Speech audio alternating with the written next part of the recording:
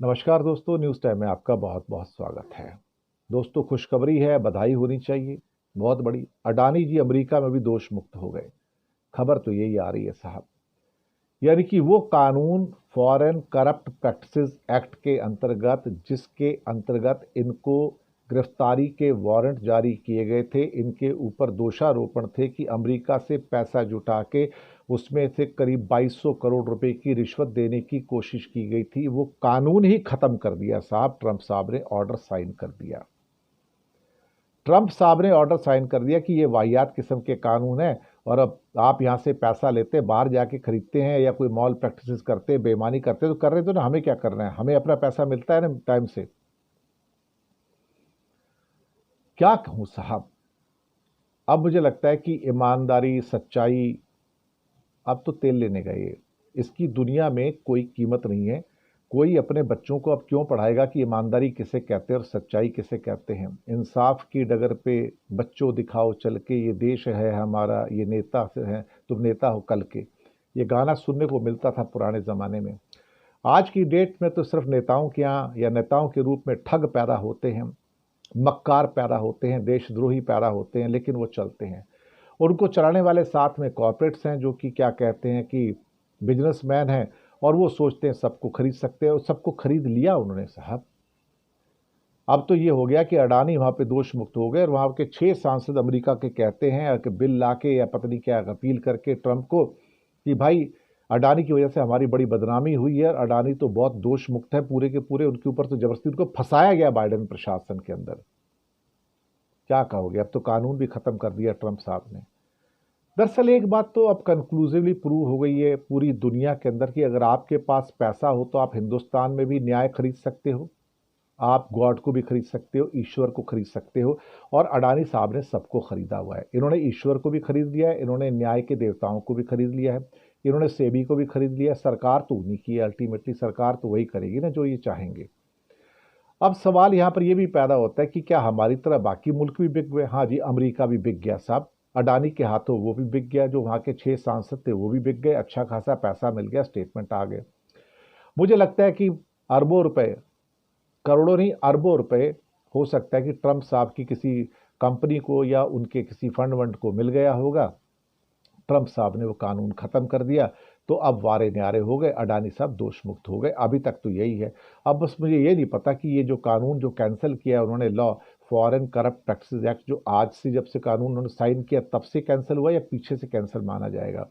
जो नॉर्मली कानून जो बनते हैं तोड़े जाते हैं, जिस दिन वो तोड़े जाए तो उस दिन से लागू होते हैं। पीछे का कानून जब था वो लागू रहता है, अनलेस इट बिकम्स रेट्रोस्पेक्टिव, पीछे की डेट से तोड़ दिया जाए या पीछे की डेट से लागू कर दिया जाए। लेकिन ट्रंप साहब भी बिक गए। हम तो ये कहेंगे अडानी ने ट्रंप को भी खरीद लिया, अडानी ने वहाँ के सांसद भी खरीद लिए रिपब्लिकन के, अडानी ने वहाँ का न्यायपालिका भी खरीद ली। हिंदुस्तान का न्याय के देवता तो पहले ही बिक चुके थे, सरकार बिक चुकी थी, हिंदुस्तान के देवता भी बिक चुके थे, अब ट्रंप भी बिक गए। अडानी के अंदर इतनी हिम्मत है साहब।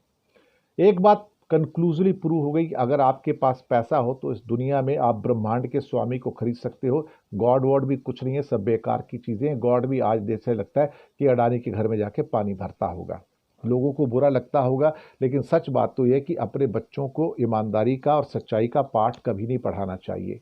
सच बात तो यह है कि मेहनत करने वाले बेवकूफ़ इंसान होते हैं, और जो ठग बनोगे, मक्कार बनोगे, लुटेरे बनोगे, चोर बनोगे, तो आप दुनिया के ऊपर राज करोगे। ना केवल भारत के अंदर भगवान को खरीदोगे, न्याय के देवताओं को खरीदोगे, बल्कि अमेरिका के अंदर भी न्याय के देवताओं को और वहां के राष्ट्रपति को आप खरीद सकते हो। कौन कहता है दुनिया में भगवान होता है। वो एक पुराना गाना था, इंसाफ की डगर पे बच्चों दिखाओ चल के, ये देश है तुम्हारा, नेता तुम ही हो कल के। कौन सा इंसाफ, कौन सी डगर डगर साहब। यहाँ तो चारों साइड में चोर लुटेरे ठग भरे हुए हैं सारे के सारे राजनीति के अंदर। तो ये देश को क्या करेंगे। सेबी में जाओ तो आपको ठग मिलते हैं, जजों को देखो तो वैसे जो पूरे के पूरे बीजेपी और आरएसएस के पक्ष के अंदर आके सारे न्याय देते। हम किस पे भरोसा करें। वो पुराने टाइम में क्या कहते हैं कि वो माइथोलॉजी के अंदर राक्षसों की और क्या देवताओं की लड़ाई होती थी।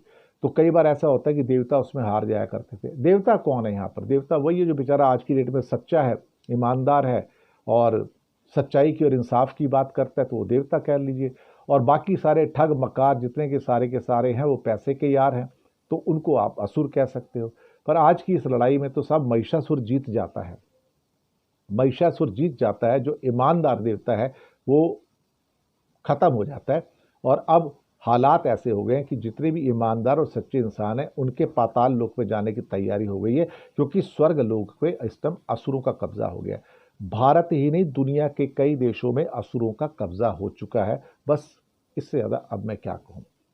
आप किस पे यकीन करोगे? कौन सा गॉड? किसका गॉड यार? They have purchased the God. They have purchased the God here. They have purchased the God in America. They have purchased the God of everything. They have purchased the God of judiciary also. न्याय के देवताओं को भी खरीद लिया गया है। आप क्या करोगे? आप पढ़ाओ अपने बच्चों को, ईमानदारी के पाठ पढ़ाओ, सच्चाई के पाठ पढ़ाओ, लेकिन मलाई तो सारी बेईमानों को, ठगों को, मक्कारों को, लुटेरों को मिलती है। साहब क्या फायदा? निराश तो नहीं होते हम, लेकिन ईमानदारों को सूली पे चढ़ना होगा। जो सच्चे हैं वो सूली पे चढ़ेंगे, और जो ठग है और जो मक्कार है वो मलाई खाएंगे और मौज करेंगे। भारत में यही हो रहा है। असुर राज का स्वागत कीजिए। अब ईमानदार जाएं तेल लेने। शुक्रिया आपका बहुत बहुत।